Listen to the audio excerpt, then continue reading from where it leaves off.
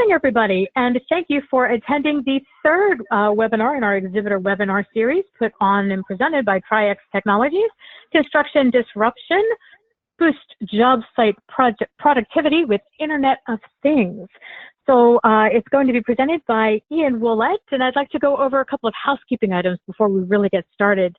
The first is, of course, you are in listen-only mode, so please type any questions that you have in the questions box at the bottom of the long skinny box on the right-hand side of your screen. We're also going to be doing a quick plus delta after the webinar, so be thinking of feedback as we're going through. For those of you who aren't familiar with the terms, pluses are things that you liked about the webinar, you thought were great, you thought we explained well, you were happy we went over, and deltas are kind of like wishes, things you wish we would have explained more, you wish we would have discussed. We are all about continuous improvement, and we want to know how we can make our webinars better for you. You'll also notice the red arrow to the left side of that long skinny box on the right-hand side of your screen. That's the minimization and maximization arrow. Please feel free to use that at any time during the presentation so you can view the webinar more closely. This webinar is being recorded, and a copy of the recording and the slide deck will be put on our Congress website at www.lcicongress.org/2019. You'll see the Triax logo on our website when there's a red asterisk to the left of the Triax logo. If you click on that logo, you will be taken directly to the recording and the presentation. If you would like to actually have a copy of the link to the recording and the presentation, please feel free to email me and we will go ahead and send that over to you. Again, just to recap, long skinny box on the right-hand side of your screen, minimization and maximization arrow, the questions box in the bottom of it. Please, if you have any feedback or questions throughout the presentation, go ahead and put those in the box. They'll be answered at the end of the presentation. If you have a particular piece of information that you'd like to reference, be sure and mention that in the question as well. A copy of the recording will be available on the Congress website, www.lcicongress.org/2019.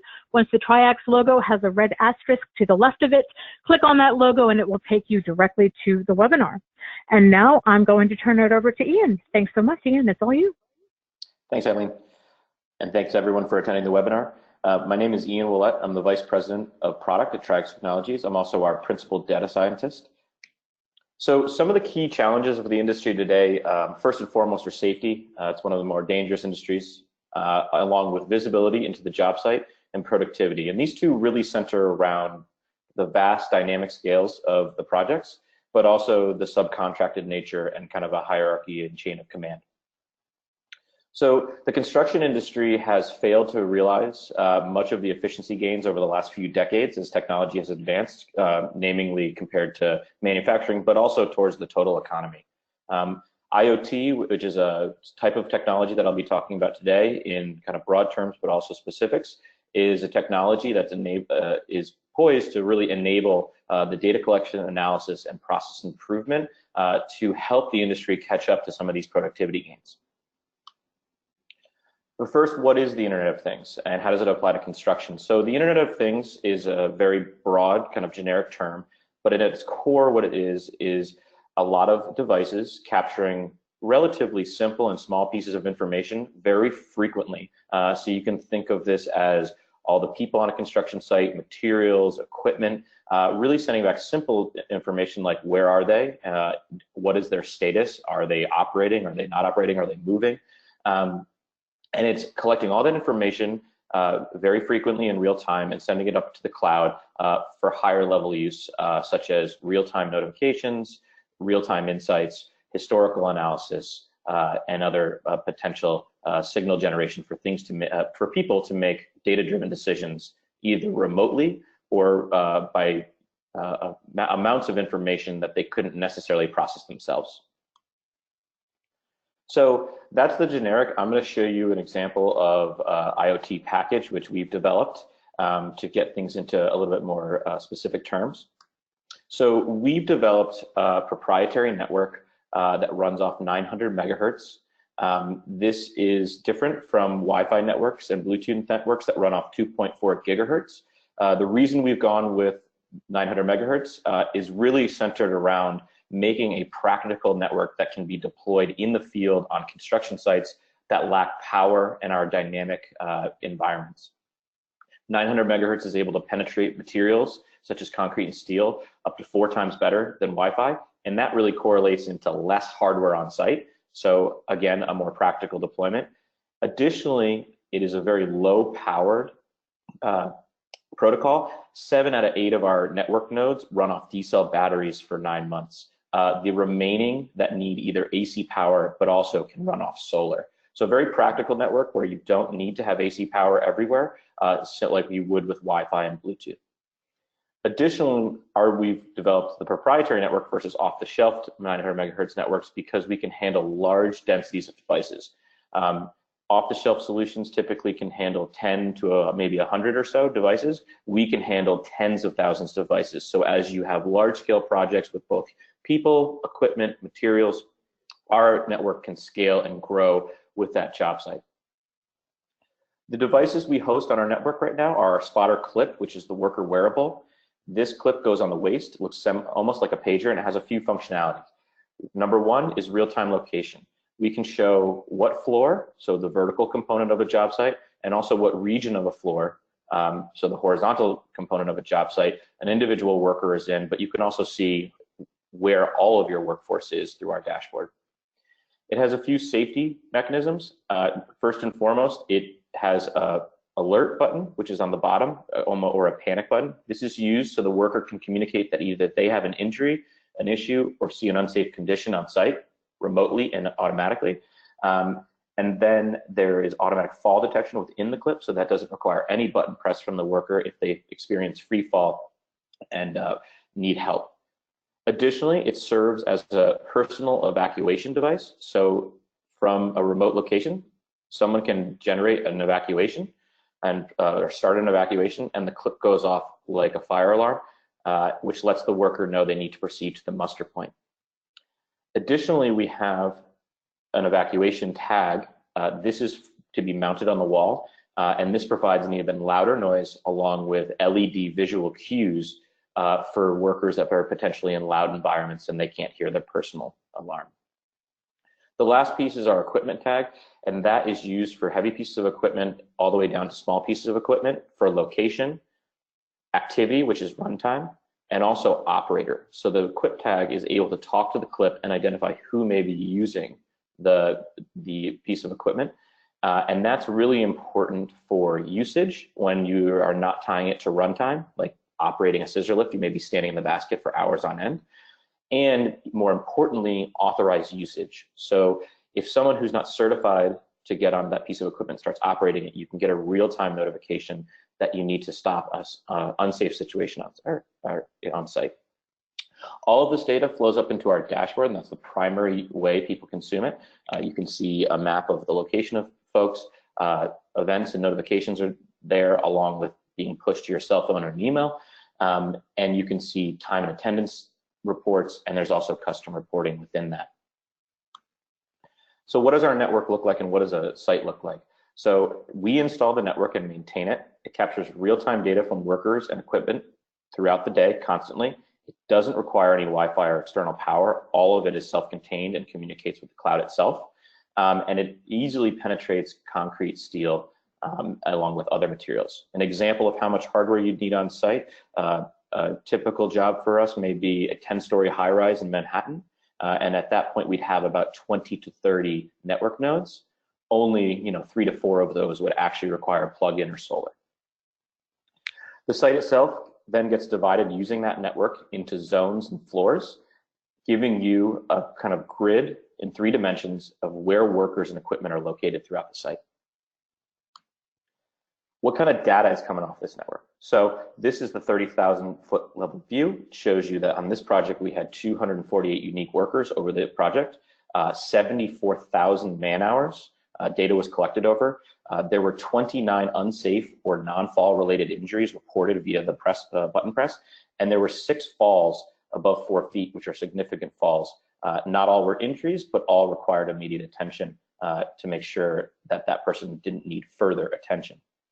There's a historical component of this. This is not just kind of, you get the totals. You can see trends over time, which you see up top here. And additionally, you're able to slice and dice and deep dive by many attributes in our system: workers, equipment, even the site have profiles, and within that, worker may have subcontractor, group, trade, title, certifications, level of experience, and you're able to slice and dice and dive deeper into trends to gain actionable insights to change the way work is going down on your site. So really, it's all about passive data collection, giving you insight and giving you the visibility that you didn't have before to make decisions today. So a few examples, I'm going to run through 2 quick safety examples and then get to more of a pure productivity play. But I think it is important to kind of blur the lines between safety and productivity, because productive safety will lead to true productivity gains on site. We worked with Gilbane Building Company. They were primarily interested in our system for real-time response for their workers. And we worked with them measuring a comparative analysis between a bystander reporting an injury and then getting first responders to the location versus using our alert button press and fall detection. And over the course of this study, we realized a 91% improvement in response time. And this is crucial to getting injured folks immediate medical attention or calling for additional resources to help that person. This was realized by having workers with wearables who could, number one, notify that they needed help, and then also our location services through the network and the clip, letting the first responders know exactly where the person was within the project so that they weren't searching for a person, they were seeking out a known location. Applying that to the group setting, evacuations on sites are extremely important. We've just recently had an evacuation on one of our sites for a dangerous thunderstorm that rolled in unannounced, and there were very high levels with steel erection going on. That was a real-time example of what happened. Some of the studies we've done in the past, someone was able to proc an evacuation, all of the clips went off, the evac tags went off, and we've seen about a 4x improvement on evacuation speeds getting folks out of the building. On our previous study, we saw 9 minutes go down to 2.5 minutes, which is key for any emergency situation. Additionally, it doesn't just have to be the real thing. Many sites do quarterly or annual evacuations as the size of the site, meaning the amount of time it would take to get out of the building, along with the sheer number of folks are on the project. There are actually real wage and productivity gains to be had running your evacuation drills in an efficient manner.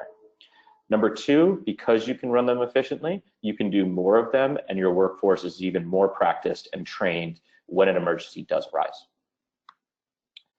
So those are the safety plays. I want to run through a more detailed example of a pure productivity play. So most construction projects are behind schedules, up 61%, and many are over budget, almost half. So what we did is we worked with one of our clients to eliminate unnecessary worker movements and waste through leveraging our IoT to measure not only where workers were, but what were they interacting with. So some of the base concepts here, we're looking at using our zones for identifying the scheduled areas of work or correlating it to tool time. Versus where they may be pulled when they leave those areas, which are non-tool times, and we leverage our beacons called points of interest to provide context of what might be pulling them out away from their scheduled areas of work. The spotter clip is used to both track the interactions along with the paths through the building. And so pictorially, what does this mean? So we're really more interested in looking for things that are affecting large groups of people, but I'm going to use 2 individuals to kind of illustrate the point. Worker 1, you can see, is on the 3rd floor. They're doing their work, but they're constantly having to cascade down to a material cache that's located on the 1st floor. Very inefficient, but potentially not easy to identify with a mass of workers moving around the site and also having various subcontractors, trades, barriers in the way. Where worker 2 is on the 3rd floor and really cascading back and forth between the tools they need and the stations they need at a very short distance in their area to this tool table here. So the idea here would be to identify many things on site that are pulling folks away from their scheduled area of work. So this is a late stage high rise in New York City. We'd been on this site from the beginning. We're very intimate with the project team along with the schedule, and we knew that most of the work should have been being done on the upper floors. One thing that struck us as odd is we noticed an extraordinary amount of time being spent on the first floor. And when we really backed this up to the schedule, we were only seeing about 60% efficiency of this labor force, 23% of which was being spent in other areas, and 16% was being spent in transit. So we engaged the client, we wanted to understand this better and see if we could not help our clients change the situation. So we took a deeper dive, and what you're looking at here is where are the folks going from the 12th floor. If you look at this last slide, the majority of the scheduled work was on the 12th floor along with the 11th and 10th. Where are folks going from the 12th floor away from their scheduled work? And what was pretty apparent is they were going to the site plan and the first floor. That still didn't really provide us context of what was going on there. So after garnering this insight, we deployed points of interest, which are beacons, on key things that reside in those areas to try to identify contextually what exactly were those workers doing, and could we change the job setup to make them more efficient. This is not necessarily them purposely being inefficient. This is about an environment that has not enabled them to work the most efficient. So two major insights came out of this, and I'll walk through this slide because there's a lot going on actually in this pie chart. So first and foremost is the easiest one. You can see there's a huge amount of time being spent at the loading dock. Because this is a Manhattan project, delivery logistics are extremely difficult and unpredictable. But what's more concerning is that it was skilled laborers and tradesmen and women waiting for delivery logistics and handling those. So the GC immediately identified this as a problem, especially with the labor shortages that the industry is plagued with right now, and decided to introduce a dedicated receiving and distribution staff of unskilled laborers to just handle logistics so that they could keep their tradesmen and women on the scheduled task and critical path items. Additionally, you'll notice there's quite a few, the insulation storage, drywall storage, hollow metal door storage, painting supplies, were all located on the first floor, typically in the shanties or near the shanty storages. And those, it was identified to introduce a distribution plan the day before for tomorrow's work, trying to spread the materials and equipment throughout the building to align with the schedule, thus reducing much of the transit and unnecessary worker movements on that site. So this is just a simple example of a commercial construction site, but we've also had clients who have done and are actively doing this on industrial sites. We're involved in quite a few studies right now on a few petrochem sites, which are vast horizontal spaces, not necessarily vertical spaces, trying to identify how many trips are being made back and forth to the tool room, to the laydown yard. Is the laydown yard crew working efficiently and getting people back out into the field? And another example is we are working on another high-rise project where they're trying to track how many hoists they need. Their hoists are about 100% utilized, and they're very interested in understanding whether folks are waiting too long or taking too many trips on the elevator, thus causing schedule delays. So this is the end of the presentation. What you can see is that the industry itself is really in a tough spot right now with labor shortages, and additionally with population growth and the need to build. They're being asked to do more with less. So it's really an industry that's poised, but also potentially required to start to extract efficiencies. This isn't really about replacing the human component of the industry. I believe almost all building will be done by human beings for the foreseeable future, but there aren't enough tradesmen to do the building that we have today, and it's about making those folks more efficient and being able to build more often and providing a more consistent delivery of projects as we go forward. So I'll stop there and leave it to any questions. Eileen, turn it over to you. Yes, thank you. So I want to remind people again, this is a great time to put in your plus deltas. For those of you who aren't familiar with the term, pluses are things that you liked about the program, you thought we explained well. Deltas are wishes you thought we could have explained better, you wish we would have explained more about. We really want to hear those. If you give us a delta, please give us a way that you think that we could change it. As far as safety and productivity, we know that you went through those a lot. What is the most important thing that we can take away from this as far as Tri-X Technologies helps us do? So Triax Technologies is providing the real-time insights. So a lot of folks understand that these problems precipitated after the project's complete or after something's gone wrong. But really what Triax is allowing you to do is in real time identify problems before they become something you cannot change, and providing you with the insights to start to change the process of change. There's a long road after that of change management and empowering people to work differently than they did today. But really we're providing the constant mechanism of notification and insights for you to change the way you do work. An example of this is we work with insurance firms. They're very aware of dangerous situations. Unfortunately, mixture of trades, mixture of equipment and trade densities, mixtures of experience on site, too many apprentices, not enough journeymen or laborers. The real problem they possess is not knowing that that's a bad thing, but knowing that it's actually precipitating on one of their sites in real time. So we serve as the mechanism of notification, along with analysis and insights for you guys to change those before they go on too long.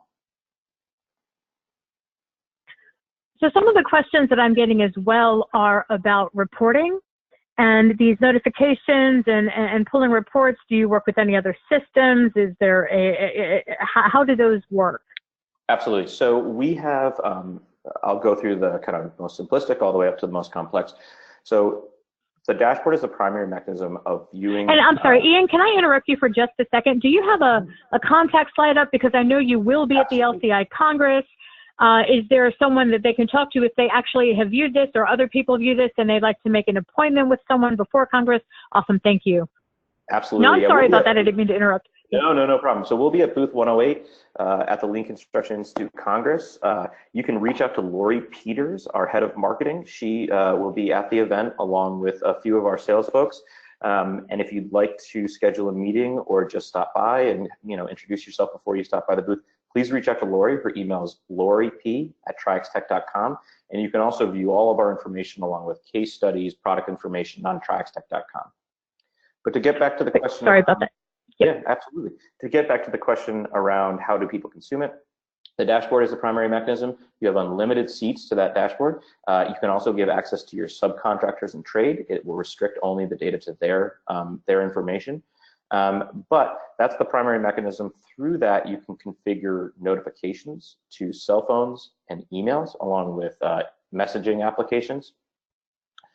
So those are really the two primary ways to do it. But we also have an API, and there's a custom reporting dashboard within our application, our web app. So you can slice and dice the data and make your own figures and tables, or you can work with our customer engagement specialists, which are included in our contracts, to build the reports for you and teach you how to self-service.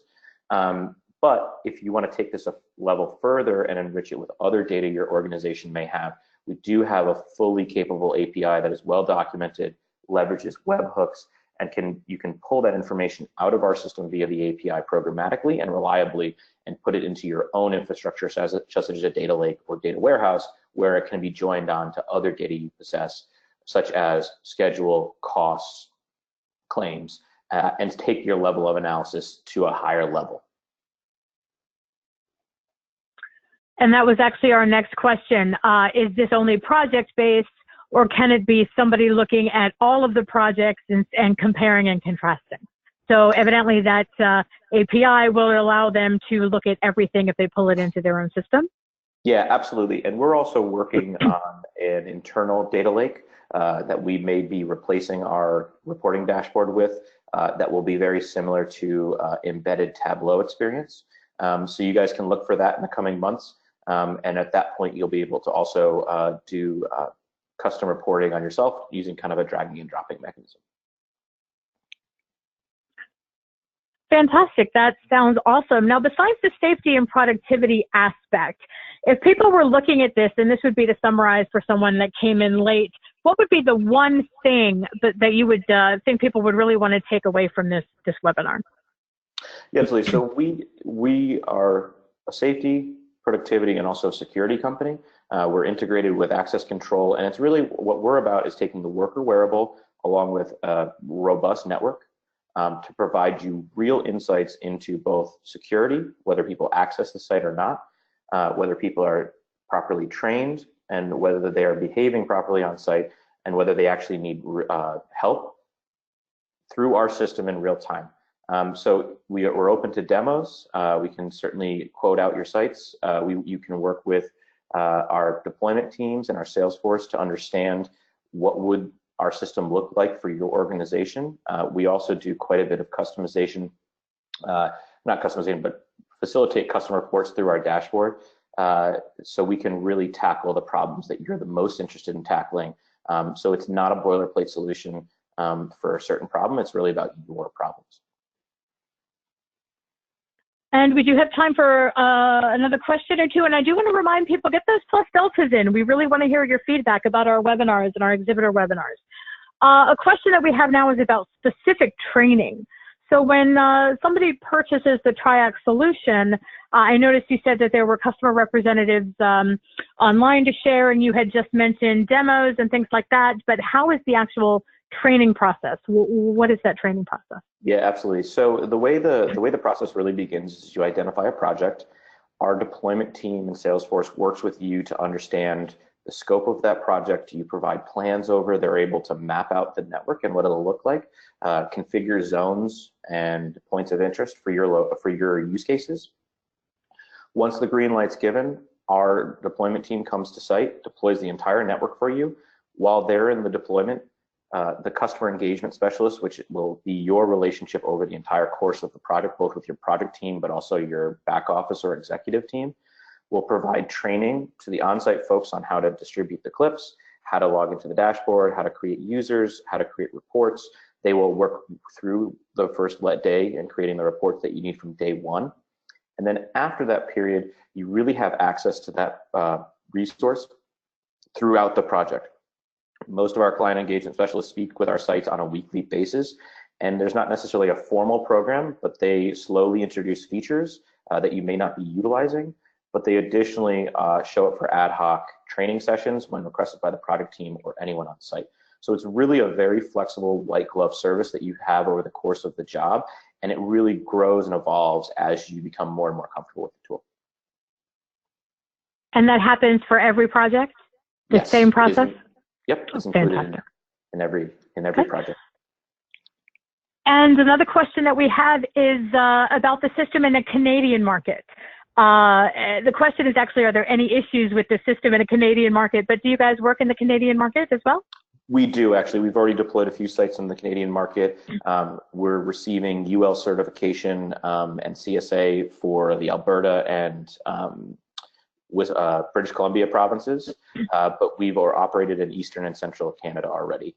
So, please reach out. We have both existing projects, but plans to expand into a few large industrial projects in Canada. So there's no problem with Canada, and we've also deployed projects in Mexico. Well, fantastic. Yep. For this person that asked about Canada, feel free to contact Lori here. And if you are going to visit us at Congress, absolutely visit TRIAC at booth number 108 in the exhibit hall. Well, we're going to wrap up here. Again, if there's any questions or plus deltas, write them into the questions box. We want to thank you guys so much for coming, and we want to thank Ian and TRIAC for presenting our webinar today. This webinar, again, was being recorded. A copy of the recording and the slide deck will be on our Congress website, www.lcicongress.org/2019. You'll see the TRIAC logo when there is a red asterisk to the left of the TRIAC logo. If you click on that, you will be taken directly to their webinar and their presentation. Again, thank you guys so much, and we look forward to seeing you on our next webinar and at Congress. Have a good one, everybody. Bye-bye.